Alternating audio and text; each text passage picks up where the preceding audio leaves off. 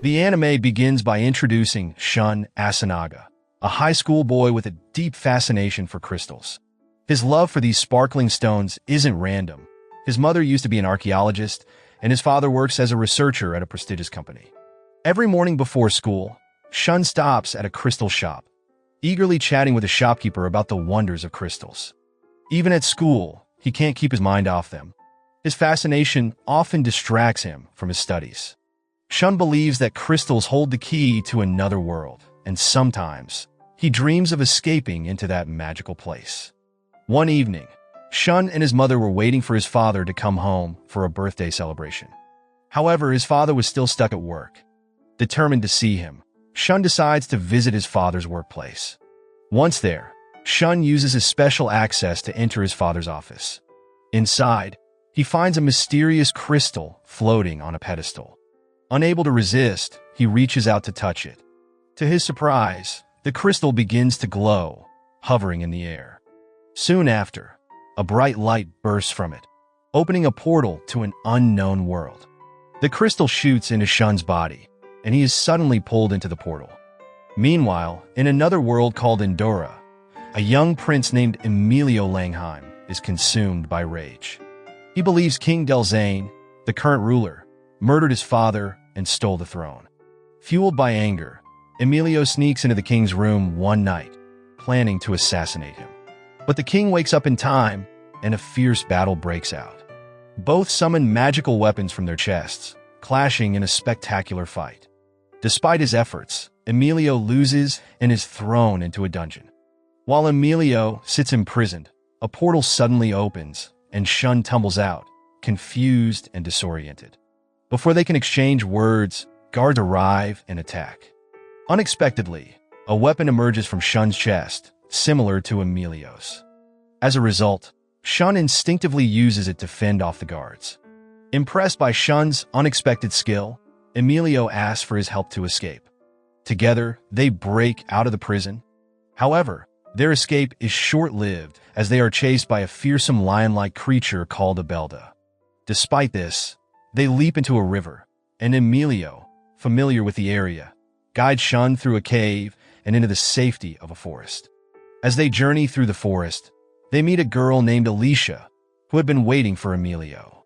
She is accompanied by a small, adorable creature named Valerian. At that moment, Emilio explains to Shun that they are in the world of Endora, a place vastly different from Earth. People like Shun, who come from Earth, are referred to as surface humans.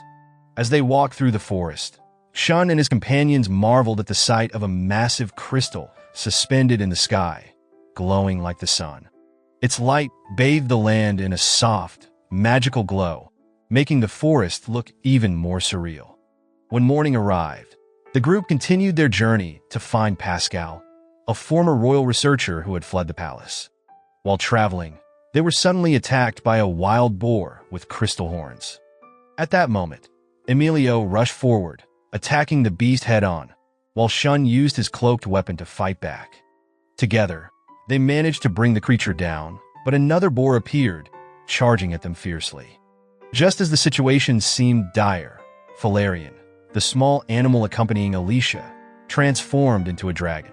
With a single powerful strike, Valerian defeated the remaining wild boars, leaving the group in awe. After the danger passed, Pascal emerged from the shadows and greeted them warmly. Relieved and curious, the group followed him back to his residence, eager to learn more about the mysterious world Shun had entered. Once there, Pascal explained that this place was called Endora, a hidden realm located deep within the Earth's core. Pascal pointed out the giant crystal in the sky, calling it Adamus. He explained that Adamus acted as the sun for Endora, absorbing light and heat from Earth's poles and channeling it into this world. At night, Adamus changed its form, reflecting the leftover sunlight like a moon.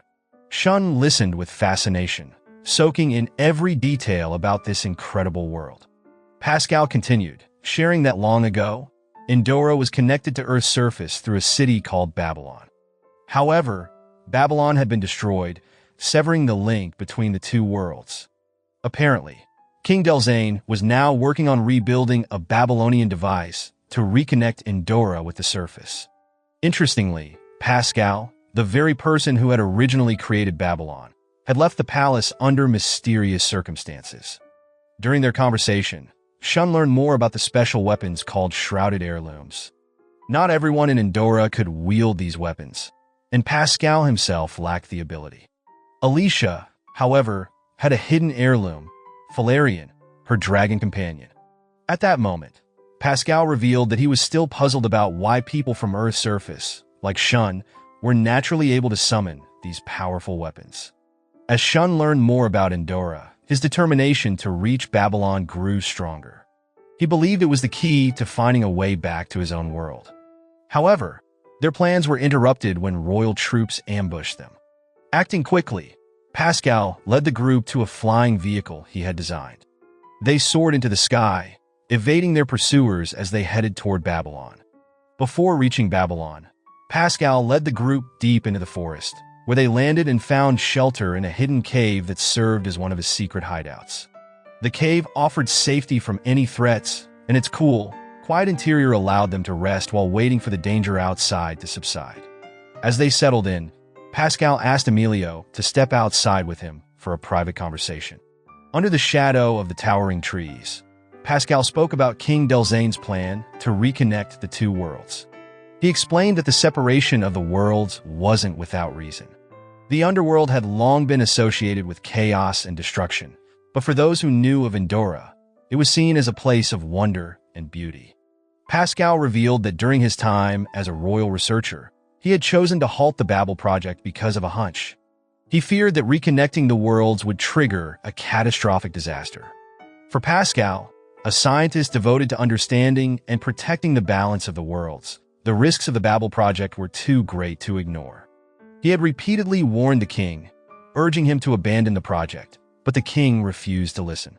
Feeling powerless and dismissed, Pascal made the bold decision to leave the palace. Before leaving, he sabotaged the Babel system to prevent it from ever being activated. Now, he believed their only option was to bring Shun back to Earth and destroy Babylon before the king's troops could use it.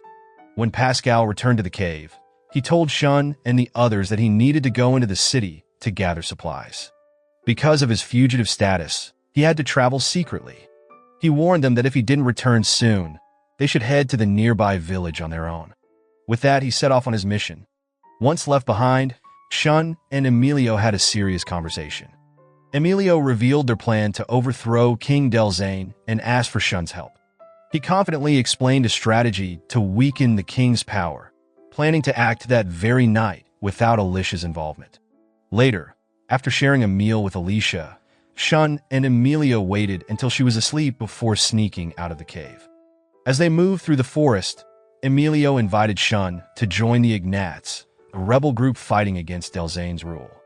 However, their secret mission quickly turned dangerous when they were surrounded by members of a rival faction called the Ignats. It was revealed that Emilio had initially planned to request reinforcements from the Ignats, but he changed his approach and boldly announced his intention to kill King Delzane. The tension eased as Emilio negotiated a meeting with the Ignats' leader. They were taken to the faction's surface hideout, where they met Demetrio, the gang's formidable leader. Emilio and his group shared a common goal with Demetrio and his gang. They both wanted to overthrow the king. However, when Demetrio asked Emilio what his plan was after killing the king, Emilio couldn't provide an answer. This hesitation led to ridicule. Demetrio and his men laughed at Emilio, mocking him for his lack of foresight. Frustrated and humiliated, Emilio lost his temper and attacked Demetrio with his hidden weapon. To his surprise, Demetrio easily overpowered him without even drawing a weapon. As the tension hung in the air, Shun stepped in. He boldly declared that Emilio would become the new king after defeating the current one. This statement caught Demetrio's attention. Intrigued, he decided to test his worthiness. If Emilio could prove he had what it took to lead, Demetrio and his gang promised to serve as his loyal swords. From that day on, Emilio and Shun stayed with the Ignats, helping with daily chores like washing clothes while trying to gain the gang's trust. Meanwhile, Pascal returned to the cave after his trip to the city for supplies. He found Alicia upset and sulking, furious that Shun and Emilio had left without telling her. Realizing that they might be in trouble, Pascal decided to accompany Alicia to find them. When they finally caught up with Shun and Emilio, they arrived at a tense scene. Emilio and Shun were locked in a heated fight, clashing over their differing beliefs. Demetrio and his gang stood around watching the battle with amusement, showing no intention of stopping it. The fight dragged on until both Emilio and Shun collapsed from exhaustion, unconscious on the ground. That evening, after recovering, the two joined Demetrio and his gang for a meeting. During the discussion, Demetrio pointed out that even if they managed to kill the king, they didn't have enough troops to challenge the palace's full power. Most of the noble forces were loyal to the king, making it difficult to find allies. As they brainstormed solutions, they realized that the court's influence was weaker in the northern regions. With this information, Demetrio suggested seeking help from the Zosians, a race of half-human, half-beast creatures. However, Emilio strongly opposed this idea, arguing that the Zosians were known for their brutal nature and had often worked as bodyguards for the king. Shun chimed in, recalling his terrifying encounter with a lion man while escaping the palace prison. Despite their concerns, Demetrio believed the Zosians could be powerful allies.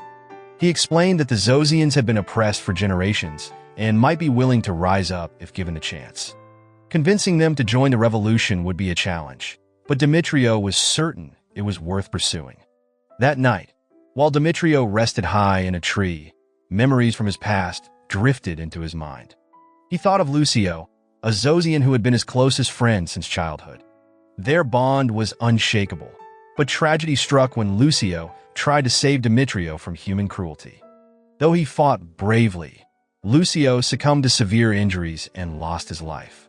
The memory of his friend's sacrifice haunted Demetrio, filling him with a mix of sorrow and determination. The next morning, chaos erupted as the kingdom's Zosian army arrived at the Ignat settlement, sparking a large-scale battle. At that moment, Shun found himself face-to-face with Abelda, the same fearsome lion-like opponent who had attacked him before. At one point, Shun struggled to hold his ground and was on the verge of defeat when Emilio appeared just in time to assist him. Together, they launched a fierce counterattack, but Abelda's strength was overwhelming, leaving them cornered and desperate. Suddenly, Shun's shrouded weapon began to transform, radiating with newfound power. This evolution gave Shun an incredible boost in strength, allowing him to turn the tide of the fight. With his enhanced abilities, he managed to overpower Abelda, forcing him into retreat. Elsewhere, Demetrio and his gang fought fiercely against the palace troops, using their cunning and bravery to drive the enemy back. Just as the battle seemed to reach its peak, a brilliant light flooded the area. The glow came from a vehicle carrying Alicia and Pascal, who stepped out to confront Shun and Emilio. Their sudden arrival left the two confused. Pascal then wasted no time scolding Shun and Emilio for recklessly joining the rebellion. However, he and Alicia explained they had come to support them, offering their help in the ongoing struggle. With the battle finally over, Emilio and Shun made the difficult decision to part ways with Demetrio's group, choosing instead to join Pascal and Alicia. That evening, Pascal firmly reprimanded Emilio for his insistence on killing the king. He reminded Emilio that the king had raised him since childhood and argued that there was no concrete proof linking the king to his father's death. Despite this, Emilio's resolve to seek revenge remained unshaken. Meanwhile, Shun sought refuge in a nearby village, where he updated Demetrio's group about their plans. Surprisingly, they revealed that they too were heading toward Babylon, intending to take advantage of the king's shifting focus. Despite the dangers ahead, they agreed to ally with Pascal and Alicia for the journey. After spending the night together, the united group set out at dawn. Their journey eventually brought them to Amida Port, the largest port city in Endra. To reach Babylon, they would need to cross the vast ocean. Along the way, they planned to stop at an island inhabited by the Zosians. Before setting sail, the group decided to rest in the bustling port city. Exhausted from the journey, Shun went to an inn, but soon found himself wandering the streets, his curiosity about the city drawing him out. Emilio and Alicia joined him, and the trio explored the vibrant downtown area. As they wandered through the lively streets, they sampled delicious local foods, enjoying the city's vibrant atmosphere. However, their fun was interrupted when a group of thieves snatched their belongings. Emilio immediately gave chase and eventually cornered the robbers in a cramped alley. Unexpectedly, the thieves turned out to be abandoned children, struggling to survive in the harsh conditions of the city. Although Emilio managed to catch the pickpocket, Shun couldn't help but feel sorry for the boy. The child's ragged clothes and thin frame spoke of a life of hardship. Alicia joined in, pleading with Emilio to let the boy go. Reluctantly, Emilio released him, and the group decided to spend the rest of the day helping the city's many homeless children. They played games with the kids, shared food, and brought smiles to their faces until the sun began to set. As night fell, the group hurried back to their lodgings. The peaceful evening took a sudden turn when they were ambushed by an unknown attacker. At that moment, Shun and Alicia quickly grabbed whatever they could find to make improvised weapons, defending themselves as best as they could. The mysterious attacker was soon revealed to be a young girl named Misha. She fought with precision and moving like a machine designed solely to kill. Misha was an assassin, trained and brainwashed with one mission: to eliminate Emilio, the prince. Her relentless attacks left Emilio struggling to defend himself, and he was nearly injured. Just as things seemed dire, Demetrio and his gang arrived to help. They engaged Misha in a fierce battle, and during the fight, Demetrio noticed something unusual. He realized Misha wasn't fighting out of her own will, but was under the influence of brainwashing. Seeing her as a victim rather than an enemy, Demetrio offered her a chance to break free and join their cause. Misha hesitated, torn between her mission and a glimmer of hope for freedom. In the end, she accepted Demetrio's offer and agreed to join their group. With the fight over, they returned to the inn to rest. The next day, the group prepared for the next place of their journey. To avoid drawing the attention of the palace guards, they rented an old, worn-out boat that blended in with the surroundings. However, the voyage was far from easy. They battled rough seas, stormy weather, and pouring rain. But after a long and grueling journey, they finally reached an island inhabited by the Zosians. Their arrival was anything but welcoming. The Zosians, deeply mistrustful of humans, surrounded the group as soon as they set foot on the island. Armed and cautious, the Zosians captured them and tied them up. Despite Demetrio's attempts to explain their intentions, to seek help in overthrowing the king, the Zosians refused to believe them. To prove their sincerity, the Zosians demanded an ultimate test of trust. Demetrio would have to sacrifice his life. Without hesitation, Demetrio agreed, stating that the revolution's mission was bigger than him and would continue even if he were gone. As one of the Zosians stepped forward to execute him, Demetrio's partner intervened at the last moment, stopping the act. This defiance enraged the Zosians, and they prepared for battle. Before the situation could escalate, Gradito, the leader of the Zosians, let out a commanding roar, ordering his people to stand down. Gradito listened carefully to Demetrio's plea and, after considering his words, began to see the truth in his intentions. Convinced that Demetrio truly sought to overthrow the oppressive king, Gradito ordered his warriors to release the group. After their release, Gradito invited Demetrio for a private conversation. At that moment, Demetrio explained that he didn't intend to involve the Zosians directly in the revolution. Instead, he wanted their presence to send a message to the palace that the resistance was growing stronger. He also revealed that he had no desire to claim the throne after overthrowing the regime. Instead, he planned to find a new, worthy leader to guide Endra. Understanding his intentions, Gradito allowed the group to continue their journey. The next morning, they set off for Babylon, crossing the vast ocean. After days of travel, they finally arrived at the large island where the legendary city was located. Shortly after, their journey led them to a towering snowy mountain, and they decided to climb it despite the biting cold. A fierce snowstorm forced them to halt for a while, but once it passed, they resumed their trek. As the group descended the other side of the mountain, they encountered an unexpected obstacle, a hidden, icy pit. Without warning, the ground gave way beneath them, and they slid into a massive cave filled with shimmering ice crystals that sparkled like stars. Their awe quickly turned to terror as a gigantic ice dragon emerged from the shadows, roaring fiercely. The group tried to defend themselves, but the dragon's strength and size made it clear they stood no chance. Fearing for their lives, the group decided to retreat. However, their escape was cut short when another ice dragon blocked their path. It was revealed that they had stumbled into a dragon's den, and now they were surrounded by the furious creatures. Amid the tension, something incredible happened. Valerian, Alicia's loyal companion, spoke for the first time. His deep, calm voice startled everyone as he addressed Alicia directly. Valerian revealed a shocking truth. He was her father. Once, he had been a skilled hunter who wielded a powerful weapon.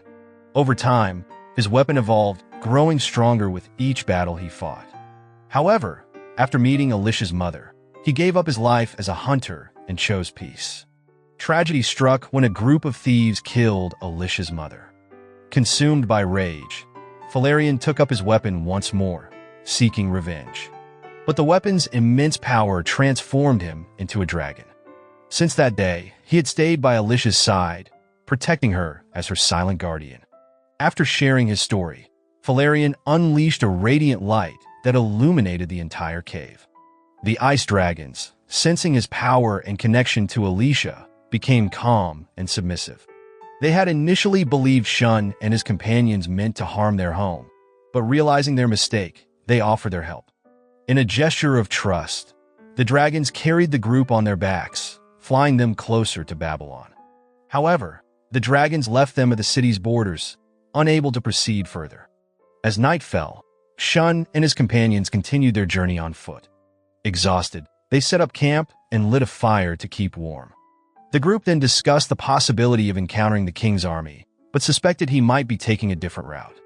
With no immediate threat in sight, they decided to rest for the night, gathering their strength for the challenges ahead. Scientists inquired about his purpose for activating Babel. He refused to reveal his intentions, keeping them shrouded in mystery. Later, Ebelda, leader of the Zosian group, reported to the king that Shun's group had allied with the Zosians. The news took King Delzane by surprise. He reprimanded Ebelda and his troops for disobeying orders, reminding them that they were only supposed to scout, not engage. Frustrated and curious about the king's motives, Ebelda left, silently questioning why the king was so focused on activating Babel. The following morning, Shun awoke to see Demetrio speaking with members of the rebel forces outside their tent. The atmosphere filled with energy as the rebels reported that more and more troops were joining their cause. This growing support gave the group hope. They were beginning to believe they could match the king's army in an impending battle. Meanwhile, Pascal was busy investigating an alarming phenomenon in Endra. During his research, he met a young scientist who shared grim news. The veiled particles, the very essence of Endra, were rapidly depleting. These particles sustained their world, and without them, Endra would collapse. Searching deeper into the mystery, Pascal discovered that this decline in veiled particles began when King Delzane took the throne. Alarmed, he and the scientists set off for Babylon, determined to uncover the truth behind this connection. On the other hand, Shun and his companions continued their journey toward Babylon. As they approached the grand city, its towering structures can be seen on the horizon, signaling that they were nearing their goal. Inside the city, King Delzane and his army were making final preparations to activate Babylon, with their plans advancing steadily. When Shun and his group finally reached Babylon, they stood in awe of its massive towers reaching into the sky. They knew their destination lay hidden within one of these structures. After carefully selecting a tower, they entered and began their descent down a long, narrow ladder leading deep underground. At the bottom of the stairs, they encountered a towering wall that blocked their path.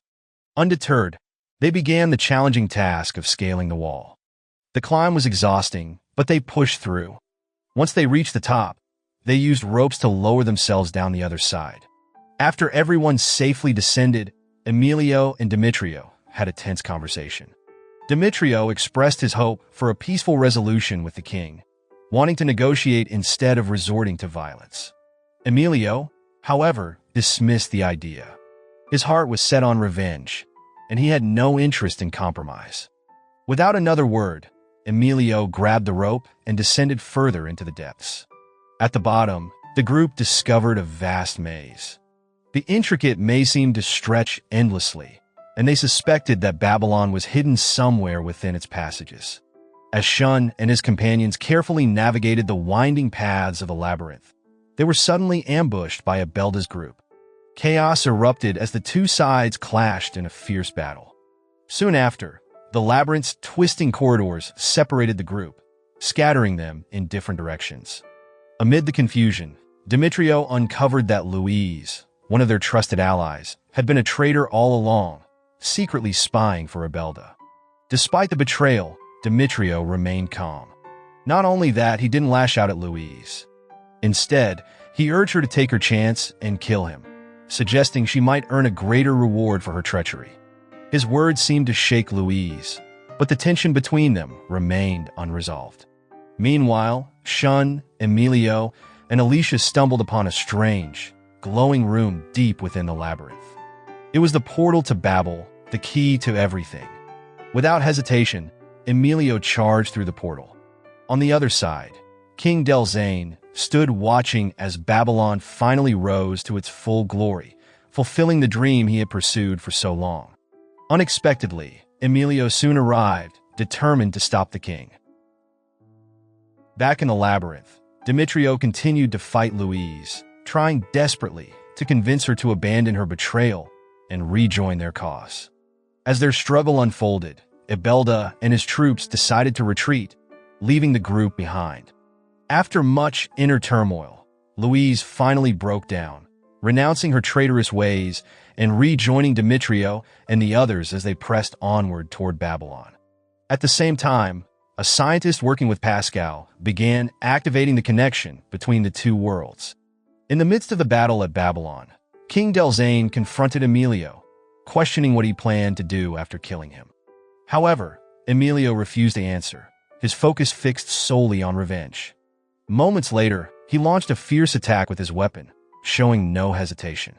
During this time, Abelda turned on his fellow Zosians, defeating them before heading to Babel on his own. As Emilio battled King Delzane, fragments of memories surfaced in his mind. He vaguely remembered his father's face, and to his shock, he began to see something familiar in the king's expression. Meanwhile, a bright light illuminated the sky, signaling that the gate between the two worlds had been successfully created. Seeing this, Alicia realized the king's true intention was to reach the surface world. In short, Shun arrived just in time, trying to stop Emilio from carrying out his revenge. Their argument grew heated, but before anything could be resolved, Abelda appeared, further complicating the situation. Elsewhere in Babylon, Pascal and the young scientist arrived, only to find King Delzane gravely injured.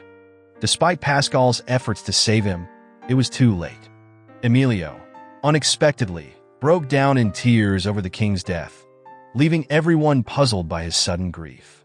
The group then left Babylon heavy with sorrow, burdened by all they had endured. Before departing, Pascal wondered aloud if stopping Babel's activation might stabilize the dwindling shrouded particles of Endra. Determined to uncover the truth, he resolved to conduct further research, holding on to a little hope that their world could still be saved.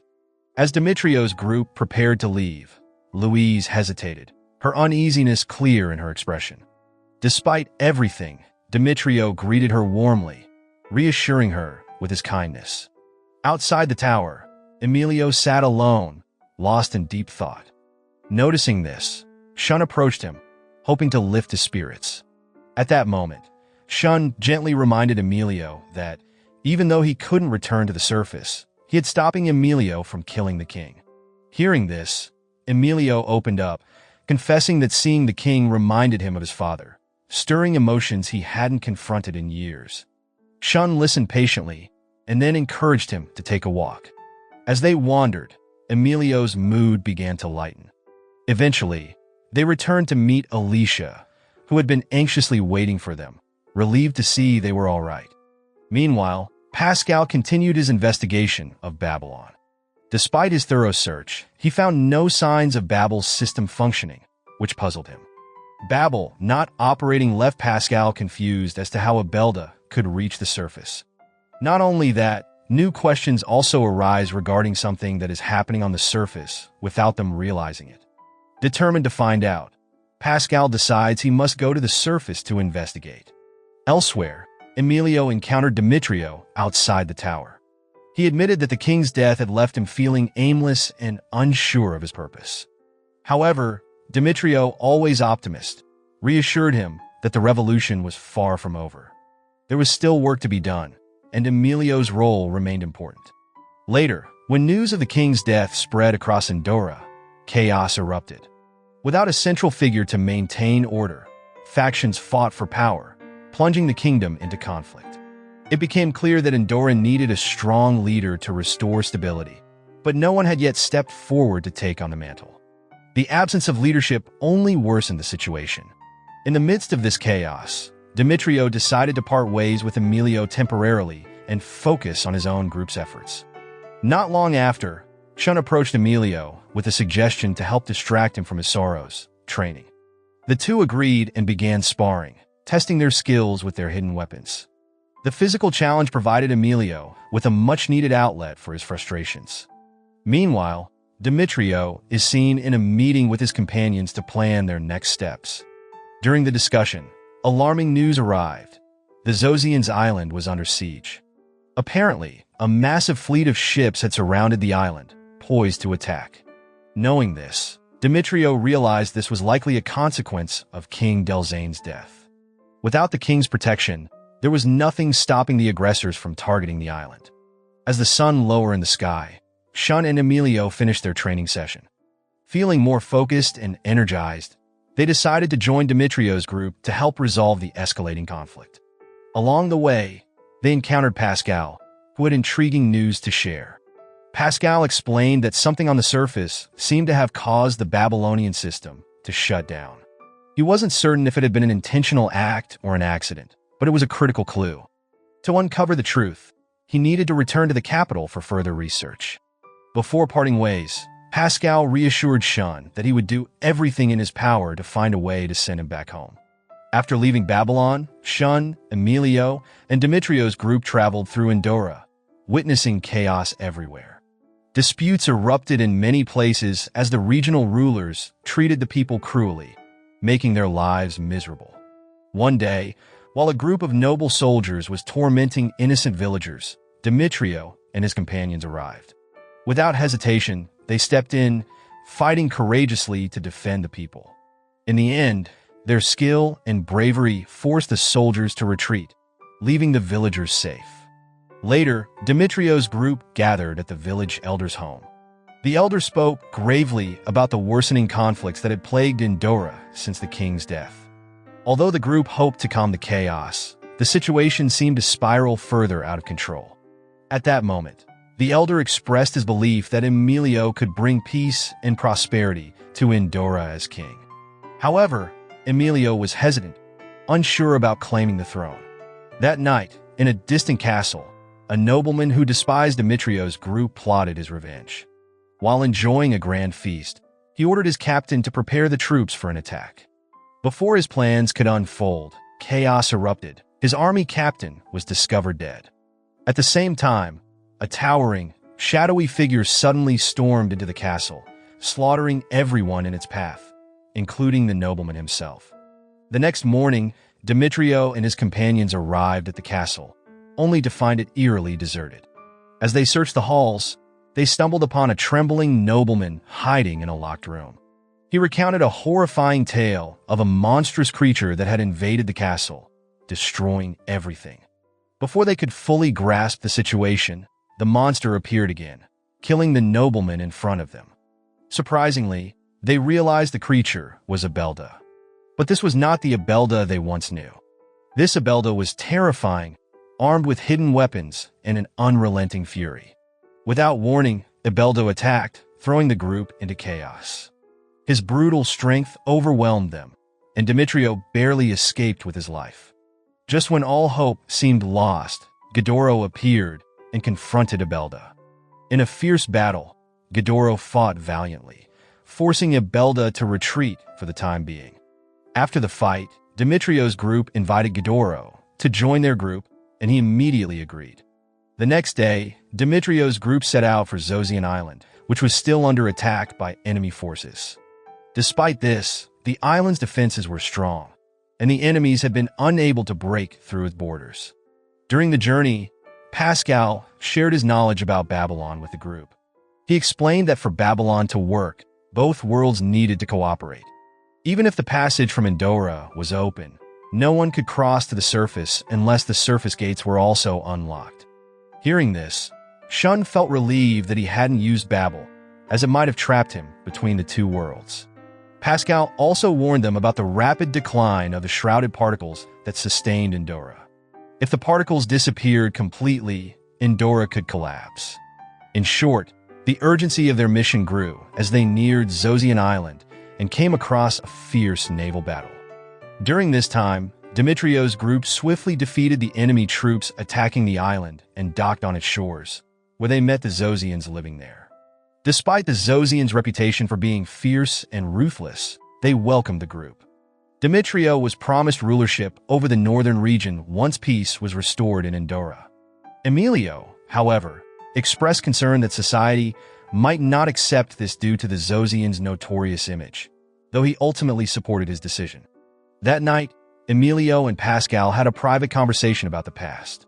Pascal revealed that when Emilio's father ruled Endra, his younger brother, Delzane, was given control of the northern territories.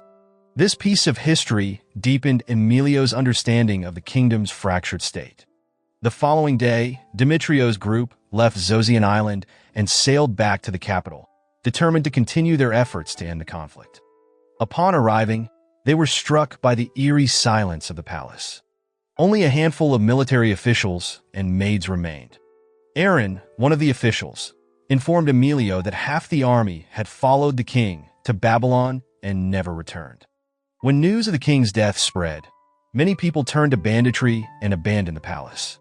Even some warriors deserted, leaving the kingdom without strong leadership. As Demetrio's group entered the palace, they were met with suspicion and hostility from Aaron and the remaining soldiers. Although Emilio vouched for their loyalty, the tension remained high. While exploring the palace alone, Emilio discovered the throne room, empty and lifeless. Demetrio soon joined him and suggested they talk about the situation. At the same time, scientists monitoring the area detected strange activity around the palace. Suddenly, mysterious shadowy figures began to appear, triggering alarm. The palace troops, along with Demetrio's group, mobilized to confront the threat. They discovered that the figures were sent by Abelda and that a wild beast was wreaking havoc, throwing the palace into chaos. The soldiers fought fiercely against the beast, and after a long struggle, Abelda retreated. This victory proved the strength and skill of Demetrio and his group. Seeing their bravery, Aaron and the palace troops began to trust them. In the end, Ghidorah was chosen to lead the mission to track down Abelda, as the beast still roamed freely, posing a threat to Endra. Meanwhile, Pascal and a young scientist named Joseph continued their research on the rapidly decreasing shrouded particles. The effects of this decline were becoming evident as trees were wilting, crops were dying, and the threat of famine loomed over the land. At that moment, Demetrio and his companions grew increasingly anxious, realizing they lacked the resources to handle such a widespread environmental crisis. Joseph then proposed a temporary solution to evacuate residents to areas where the shrouded particles were still abundant. However, he emphasized the need for a long-term plan to save Endra from collapse. Amidst these challenges, Emilio asked Shun to accompany him to explore the palace dungeon. Deep within, they discovered a hidden room and a Zosian prisoner named Frama, who had been imprisoned by Emilio's father, King Alzurm. Frama explained that he had once been a loyal follower of King Alzurm, but was falsely accused of betrayal and locked away. He then shared the story of Endra's past, including the arrival of a mysterious man from the surface who claimed to be a scientist. This scientist, highly knowledgeable and friendly, had impressed King Alzurm with his advanced ideas. He spoke of the remarkable technology on the surface and his ability to travel across Endra with ease. The king and his court were amazed by his intelligence, while the scientist himself was fascinated by the unique shrouded particles of Endra. One day, the scientist presented King Alzurm with a gun as a gift and proposed a grand idea, uniting the surface and Endra. He believed this union would allow them to rule both realms. However, the first step was activating Babel, a gateway that could connect the two worlds. Despite warnings from Delzane about the dangers of such a project, King Alzurm decided to move forward with the Babel initiative. Not only that, Frama also expressed his concerns, urging caution and advising the scientist against reckless actions. However, the scientist deceived the king by pretending that Frama had attacked him. As a result, King Alzurm sentenced Frama to the dungeon. After learning about his story, Emilio took Shun back to his home. Upon their arrival, Shun's mother greeted him with great relief and concern. Surprisingly, Mikiko was not shocked to hear that Shun had just returned from the underworld. She explained that archaeologists had long speculated about the existence of such a mysterious world beneath the surface. Meanwhile, Kazunabu, Shun's father, had long suspected that Shun had ended up in the underworld. Even after Shun disappeared, Kazunabu tirelessly investigated, hoping to uncover the truth. One day, Emilio noticed a family photo at Shun's house and asked about it. Mikiko explained that on the surface, there was a technology called photography that allowed people to capture memories and pictures. She then showed Emilio a childhood photo of Shun, and to his surprise, Emilio recognized Shun as a child.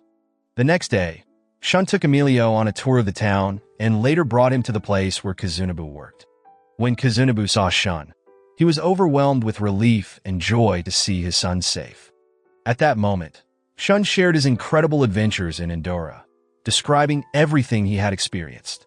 Kazunabu listened intently and speculated that the crystal that brought Shun to Endra acted as a bridge between the two worlds. He explained that Mikiko had found the crystal long ago and promised to find a way for Emilio to return to Endra, assuring them it wouldn't take long. Later that day, as the sun set, Shun and Emilio left Kazunabu's workplace. However, as they walked away, Emilio felt a strange familiarity in Kazunabu's smile. Suddenly, fragmented memories began to surface in his mind. He recalled a faint image of a baby and, after focusing on the memory, realized that Kazunabu had once been in Endra. Overcome with curiosity, Emilio rushed back into the building to confront Kazunabu. Shun followed closely behind, confused by his urgency. When they found Kazunabu, Emilio began questioning him about his true past. Seeing Emilio's determination, Kazunabu finally confessed. He admitted that he was the scientist Pharma had spoken of and revealed a shocking truth. Kazunabu had kidnapped Delzane's son. Realizing his secret was out, Kazunabu dropped another revelation. Shun was not his biological son. Despite this, he insisted that he truly loved Shun and begged him not to leave. His tone grew darker as he subtly implied that Shun would stay closer to him if Emilio wasn't around. When Emilio refused to back down, Kazunabu drew a gun and aimed it at him. At that moment, Kazunabu's voice was cold as he vowed to kill Emilio without hesitation, just as he had killed the king. Emilio's heart sank as the truth hit him. Kazunabu was the one responsible for his father's death. Thinking quickly, Emilio threw a dagger at Kazunabu in an attempt to disarm him. Taking advantage of the distraction, Emilio and Shun ran. They dashed into an elevator, breathing heavily as it descended. The scene shifts to Kazunabu's past, back to the time when he first entered Endra. Using the crystal that his wife, Mikiko, had discovered, he traveled to the mysterious realm and quickly formed connections with the people at the palace. Kazunabu introduced advanced surface technologies, which amazed the people of Endra. His visits became more frequent after a personal tragedy. Mikiko suffered a miscarriage, leaving the family heartbroken. Not long after, Kazunabu returned to Endra, claiming that surface dwellers were unable to wield shrouded weapons. He proposed conducting research on this phenomenon, which earned him King Alzurm's trust and strengthened their relationship. By chance, Delzane's young son fell gravely ill with a life-threatening disease. Kazunabu then offered to examine the child, but he explained that advanced medical equipment on the surface was necessary to save him. To ease the journey, Kazunabu activated Babel, allowing him to travel without exhausting his energy. In the end, King Alzurm reluctantly agreed, entrusting his nephew's life to Kazunabu. On the surface, Kazunabu and Mikiko cared for the boy with love and devotion, eventually naming him Shun. They grew attached to him, treating him as their own child. During this time, Kazunabu used the opportunity to finalize Babel's activation. With its success, he shockingly turned on Alzurm, using his gun to kill the king. When Delzane learned of Kazunabu's betrayal, he was consumed with anger but found himself powerless to retaliate. Kazunabu further ensured his control by severing Babel's connection to the surface, preventing anyone from using it to travel. In a fit of madness, Delzane demanded the return of his son. In response, Kazunabu cruelly taunted him, saying he would need to ascend to the surface himself to retrieve the boy. From that moment on, Delzane assumed the throne of Endra, while Kazunabu permanently cut ties with the kingdom, focusing on raising Shun on the surface as his own son. Returning to the present, Shun and Emilio arrived back home, where Mikiko revealed the secret Kazunabu had hidden for years. She explained that while Shun was not Kazunabu's biological son, he loved him as if he were. This revelation reminded Shun of the deep love and care his father had always shown him. Despite the dark side Kazunabu displayed with Emilio, Shun remembered the kind, protective man who had raised him. Later that night, Shun and Emilio rested in their room, unable to sleep as the weight of recent events lingered in their minds. As they talked, Emilio suddenly realized that he and Shun were actually cousins. The next day, Shun was still overwhelmed with sadness and disbelief after learning that he wasn't his parents' biological child. He began to understand Emilio's deep resentment toward Delzane, realizing how the pain of betrayal and loss could shape someone's actions. Seeing Shun so upset, Emilio decided to confront Kazunabu to get some answers. During their conversation, Kazunabu assured Emilio that, despite Shun not being his biological son, he loved him as if he were. He then revealed why he had killed King Alzurm. In Kazunabu's eyes, Alzurm had been a cruel ruler who allowed the oppression and torture of the Zosians and made many other grave mistakes. Kazunabu believed that Delzane would be a better leader for Endra, so he deliberately killed Alzurm to pave the way for Delzane to take the throne. Afterward, Emilio returned to Shun and shared what he had learned from Kazunabu. He encouraged Shun not to stay silent or suppress his feelings, as Emilio himself had done for so long. Inspired by this, Shun decided he wanted to speak with his father directly. On the other hand, Demetrio and his companions were searching for Shun and Emilio. They grew increasingly concerned as they failed to find any trace of them. Through careful investigation, they eventually discovered that the two had been transported to the surface world. Meanwhile, Pascal and his team of scientists were hard at work. They announced a breakthrough, a method to move between the surface and Endra without relying on Babylon. Gathering everyone together, Pascal explained that a small crystal called Perrenbleu could serve as the key to traversing the worlds. The crystal, he explained, was tied to ancient civilizations. Back on the surface, Shun and Emilio met Kazunabu, who was carrying a Perrenbleu crystal. He explained that the crystal's power came from ancient times and allowed him to travel freely between the surface and Endra. Kazunabu also admitted his true purpose for entering Endra was to harvest its unique shrouded particles. These particles were essential for sustaining advanced technology and creating a modern civilization. Apparently, Kazunabu had secretly drawn shrouded particles to the surface to fuel progress. He even revealed that his research on these particles had once saved Shun's life when he suffered from a severe illness as a child. The scene then shifted back to the underworld, where Emilio and Shun found themselves in a fierce battle with the powerful Abelda. Moments later, Ghidorah joined them, fighting valiantly by their side. However, even with their combined strength, they couldn't overpower Abelda. As the fight intensified, Abelda underwent a terrifying transformation, becoming a monstrous creature far more dangerous than before. Meanwhile, at the palace, Demetrio met with Pascal to discuss a strange concentration of shrouded particles detected in ocean region of Endra.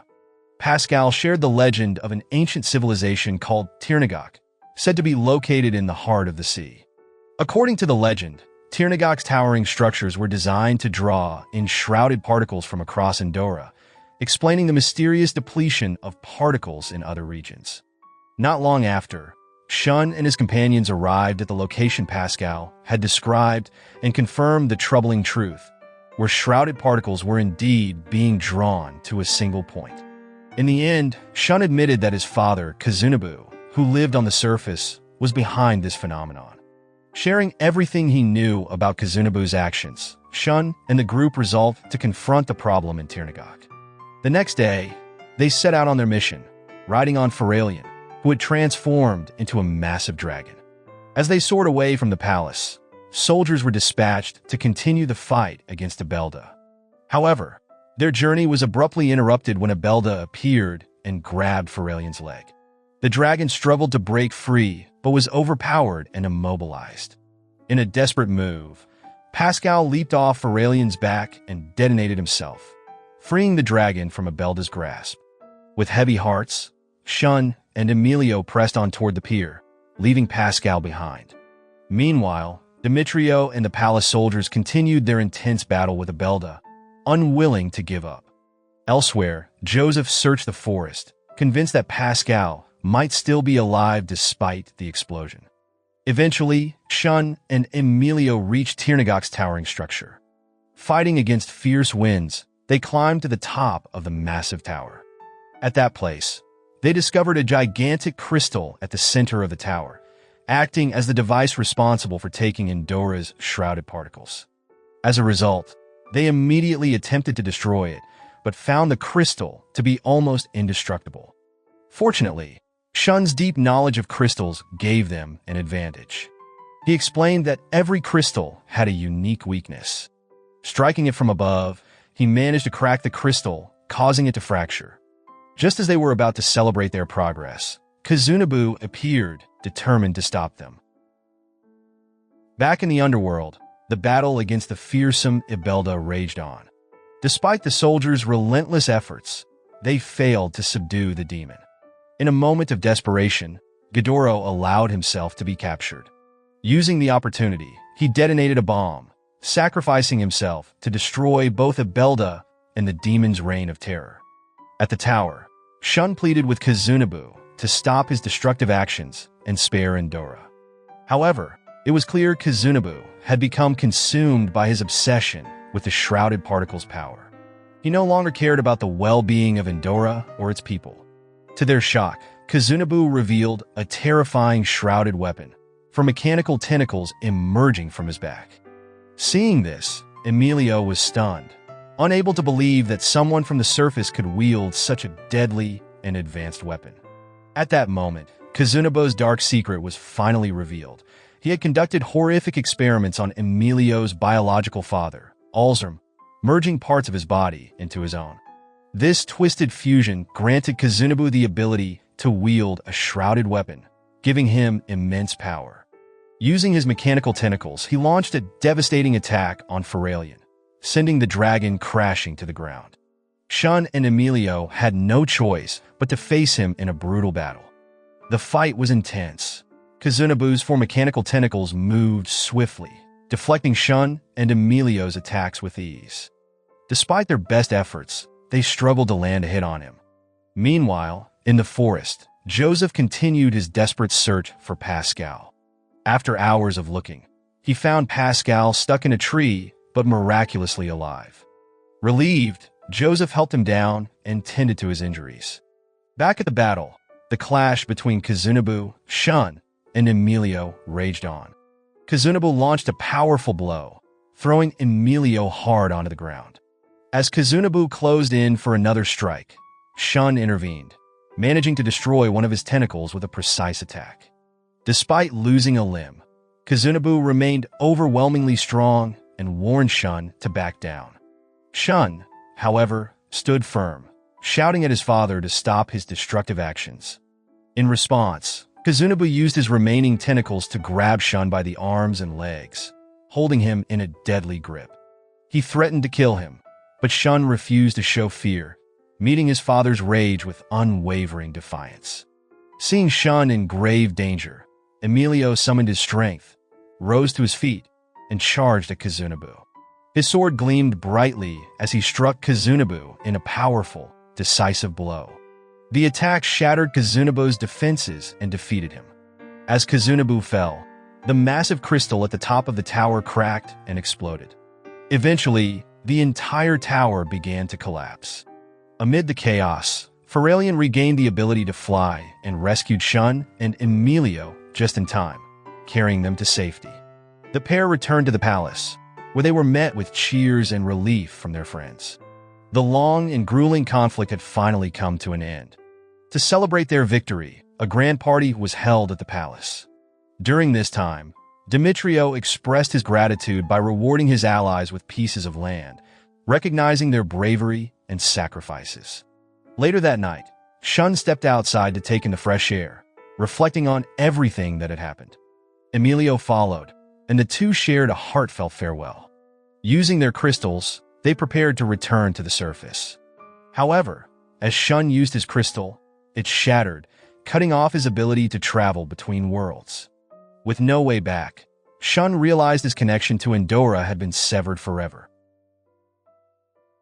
So the moral of the story is, never trust a scientist who pulls out mechanical tentacles and world-destroying crystals, because he might reveal some life-destroying secrets.